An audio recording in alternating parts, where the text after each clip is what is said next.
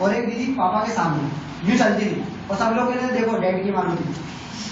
Daddy बोलता हूँ उनको, जब मूवी आई तो मैं देखो पापा आपके लिए मूवी बना दी। तो वो मारुति थी हमारी स्कूटर, ऐसे घूमते थे हम लोग। और पापा कैसे चलाते होंगे, मेरी दीदी अच्छी खासी लंबी थी, पापा यही देख देख के चलाते थे। पीछे से मैं खड़ा हूँ उनके ऊपर, तो मुझे भी रोड देखना है।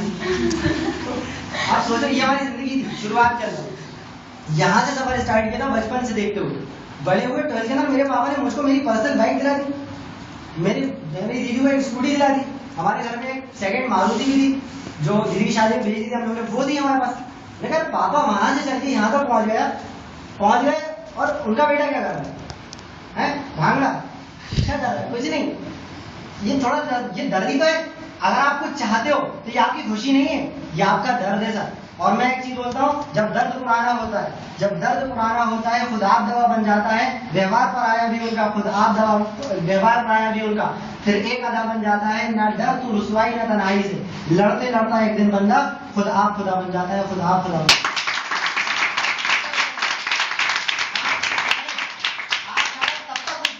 जब तक आपके सामने करने को कुछ ना हो, लेकिन जब करने को कुछ हो ना तो ये मत देखो आप क्या हो क्या नहीं। फ्रैंकली बता दो, ये 2 लाइनों में बात खत्म हो जाती है। आप क्या हो ये मत देखो, सामने वाली चीज क्या है उस लायक बन के उस चीज को उड़ा के रख दो।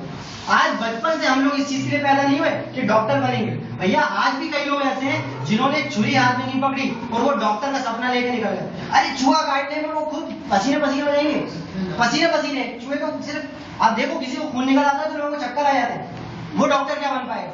एक इंजीनियर जाओ, कोई इंजीनियर बन रहा हो, मैकेनिकल इंजीनियर, उसके पास जाना कि भाई तेरी कौन सी ईयर की इंजीनियर है, बोलेगा 3rd ईयर। कहना मैकेनिकल इंजीनियर, हाँ भाई मेरी गाड़ी का एवरेज बढ़ा दे।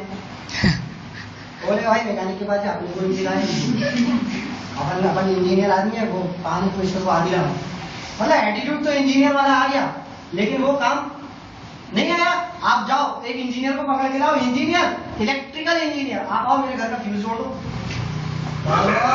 करंट लग जाएगा। नहीं करेगा, वो नहीं सिखाया उसको किसी ने फ्यूज वायर क्या होता है, कितने एमएम का होना चाहिए, ये तक नहीं सिखाया। आप इंजीनियरिंग कर रहे हो। बहुत से लोग सीए करते हैं, उनको बोलो सीए का फुल फॉर्म बताओ, कंप्लीट ऐश। कंप्लीट ऐश ये कहां से आ गया? देखा चार्टर्ड अकाउंटेंट सुना था, लोग बोल रहे कंप्लीट ऐश। बी का मतलब बताओ, बेकार इंजीनियर। अरे बैचलर ऑफ इंजीनियर सुना था, बेकार इंजीनियर। खुद अपने प्रोफेशन का मजाक में जोकर बनता है, मजाक में रजाक पैदा होता है। कभी भी इंसान महात्मा गांधी टाइप पैदा नहीं होता।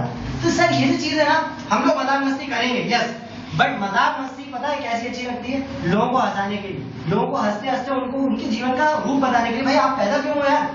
मैं आपको बताऊं, जीवन में 2 सबसे बड़े दिन होते हैं। एक दिन जब आपका जन्मदिन होता है, आपका बर्थडे कोई नहीं भूलता, आप अपना बर्थडे नहीं भूलते।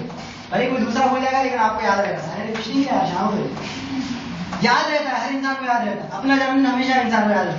लेकिन दूसरा जो सबसे बड़ा दिन होता है ना, वो आज मैं आपको बताता हूँ क्या है, वो कभी मत भूलना। वो दूसरा सबसे बड़ा दिन है जब आपको पता चल जाए कि आपका जन्म हुआ क्यों, आप पैदा क्यों हुए। और जिस दिन एक इंसान को ये रीजन पता चल जाता है कि मैं इस धरती पे आया क्यों था, मेरे हिसाब से वही दिन सेलिब्रेट होना चाहिए। और मैं जब इस सिस्टम के अंदर आया था, उस टाइम ये सब मेरे सामने सवाल थे, क्या कर पाऊंगा नहीं कर पाऊंगा। बात 2700 की इनकम नहीं थी, 3 लोगों को तो मैं ज्वाइन करा दूंगा, करा भी दिया, हो गया। बात है 32 लाख कमाने की, बात है निरंतर चलने की। एक बार एक्साइटमेंट में तो 3 लोग ज्वाइन हो गए, एक बार एक्साइटमेंट में बेटा 12-15 लोग भी ज्वाइन हो गए, एक बार एक्साइटमेंट में बहुत कुछ हो गया आपके साथ, 9 लोग की टीम बन गई। लेकिन वो निरंतर एक्सपीरियंस और सीखते रहने की क्षमता है। जब आपको कुछ नहीं आता था तब आपने रिव्यूज को ज्वाइन होना सीखा, जब आप रिव्यूज को ज्वाइन कर चुके तब आपने रिव्यूज को करना सीखा, जब करना आ गया तो ढंग से करना सीखा, ढंग से करा, अगर पैसे कैसे कमाते और अच्छे तरीके से वो सीखा। ये निरंतर सीखना सर। और इस बार जब भी अपन उठते हैं ना सर, जब अपन जाते हैं ना सर किसी काम को करने के लिए, तो आस पड़ोस वाले दोस्त लोग बहुत बोलते हैं सर, बहुत बोलते हैं। मैं आपको सच बता रहा हूँ, इतना लोग बोलते हैं। मैं आपको यही की बात बताता हूँ। यहाँ जब हम लोग भी कल ही बाहर बैठे हुए थे, हम लोग एक प्रेजेंटेशन देके आ रहे थे, हमारी डेली प्रेजेंटेशन होती है ऐसी, जैसे आप देख लो डेली हम लोग गेट टुगेदर करते हैं, बहुत सारी मस्ती करते हैं, मिलते जुलते हैं। तो वहां से वापस आ रहे हैं, 3-4 लोग बाहर बैठे थे, कुछ 1 लोग बैठे थे।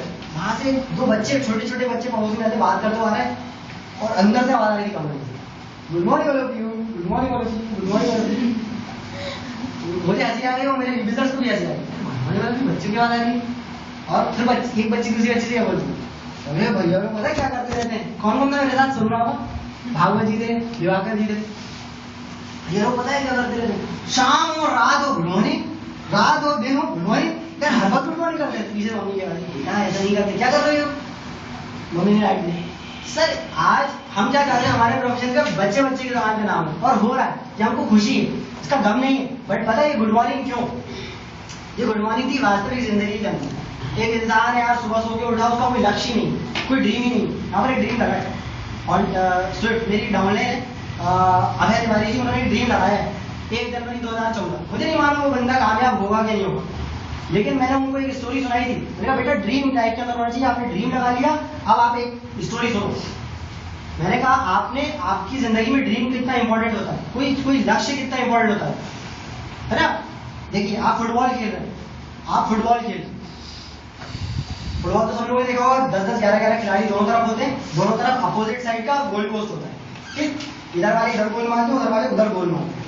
अब आप इमेजिन करो दोनों फुटबॉल प्लेयर्स, दोनों टीमें आपस में फुटबॉल खेल रही हैं, एक फुटबॉल है, 12-12 खिलाड़ी दोनों तरफ है, 11-11 खिलाड़ी, और वहां से आपने वो गोल पोस्ट हटा दी, वो जो गोलों की जाली थी वो दोनों हटा दी और आपने कहा खेलो। अब उस खेल खेलने का क्या मकसद है कोई सर? नहीं है ना? जाहिर सी बात है, कौन कहाँ गोल करेगा, कितने गोल करेगा, कौन कितना जीत रहा है, कितना हार है, पता ही नहीं है। तो मतलब सेम जैसे वो लोग बेफालतू में एक फुटबॉल इधर से मारी उधर चली गई, उधर से मारी उधर आ गई, उधर से मारी उधर चली गई, यही तो हमारी जिंदगी है। सुबह उठे बेटा कॉलेज जाओ, कॉलेज चले, बेटा घर जाओ, छुट्टी हो गई घर चले, ट्यूशन नहीं आना, ट्यूशन आ गया, ट्यूशन के बाद घर आ गए, घर के बाद यूनिवर्सिटी रिजल्ट आ गया 75%। दोस्तों को फोन लगा के पूछ रहे मामा जी चाचा जी आपके बेटे ने क्या करा, IT EC, मतलब कर क्यों रहे थे? फिर उनसे पूछो, चलो उनसे पूछिए इंजीनियरिंग कर ली, IT के अंदर इंजीनियरिंग, फिर गए कॉलेज, फिर गए कोचिंग, फिर गए कॉलेज, फिर गए कोचिंग, 12, 15, 16, 20 साल हो गए। 20 साल के बाद लोगों ने पूछा जॉब कहाँ करोगे बेटा? पता नहीं सर, इंटरव्यू देने जाऊंगा, देखता हूँ न्यूज़पेपर के अंदर कहीं। तो बेटा 20 साल से देख लेते, 1 साल 2 साल 3 साल 10वीं साल में तो लगी जाती जॉब, 20 साल से यही जॉब ढूंढना थी तो बचपन ही ढूंढ लेते। होता है सर ऐसा। और जब जॉब लगेगी तब भी ट्रेनिंग पे रखेंगे वो लोग, ट्रेनिंग पे 6 महीने 3 महीने रखते हैं। होता है ऐसा? ऐसा नहीं होता है। जो जो एक्सपीरियंस है, जो आपने कहीं भी से लोग जानते होंगे वो लोग हैं। मैं अपने फ्रेंड से यही बात करने गया, एक को ज्वाइन होने के बाद मैं अपने फ्रेंड से बोला तो भाई अपन लोग को भाई बहुत अच्छी लाइफ पता चली है, ये वो मेरे 2-3 दोस्त गर्ल्स थी वो। मैं गया उनके पास और मैंने जाके बोला, मैंने कहा यार अपन को कुछ करना है। कहले क्या करोगे? मैंने कहा देखो सबसे पहली चीज क्यों करूंगा ये बता दो, वाई का होना बहुत जरूरी है। क्यों करूंगा? अपन लोग सर कॉलेज खत्म होने के बाद सब बिखर जाएंगे, तुम अपने घर चले जाओगे, तुम अपने घर चले जाओगे, तुम लोग अपने घर चले जाओगे, हम यहाँ गए, सब अपने अपने फील्ड के अंदर अपने अपने मस्त हैं, दुपट्टा को अलग अलग शहर में चले जाए। लेकिन अगर पैसा होगा ना हमारे पास, अगर जॉब होगी हमारे पास कुछ अर्निंग होगी, जेब में भरन होगा ना, तो हम लोग महीने में कम से कम एक बार पिकनिक करेंगे। गुड आइडिया, 2-3 लोग वेरी गुड, क्या आइडिया यार, वाकई में अपन वाले होटल चलेंगे अपना फेवरेट, अपन वाले पार्क चलेंगे, अपन वहाँ पर भोजपुर मंदिर चलेंगे। ऐसे वो लोगों ने अपने अपने आइडिया हो।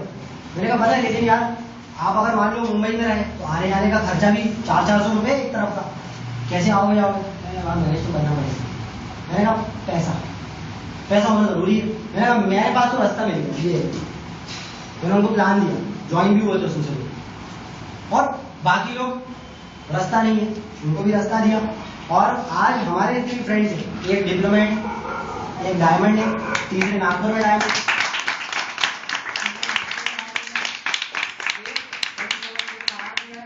एक कार लेने वाले, उनकी डाउनलाइन साइज लगभग 1000-2000 लोगों की होने जा रही है, 1500 लोगों की। दूसरे डायमंड है, वो अपनी कार बुक करेंगे, जब वो कार ले लेंगे तो वो कार बुक करने वाले हैं, उनकी आजकल इनकम लगभग 30-40 हज़ार रुपये, घर पे बहुत अच्छा फाइनेंशियल फ्रीडम चल रहा है उनकी। तीसरे डायमंड है, इंदौर के थे, नागपुर पहुंच गए, नागपुर के अंदर काम कर रहे हैं। और ये 3-4 लोग रूल कर रहे हैं मेरे पूरे ग्रुप साइज 2000 लोगों।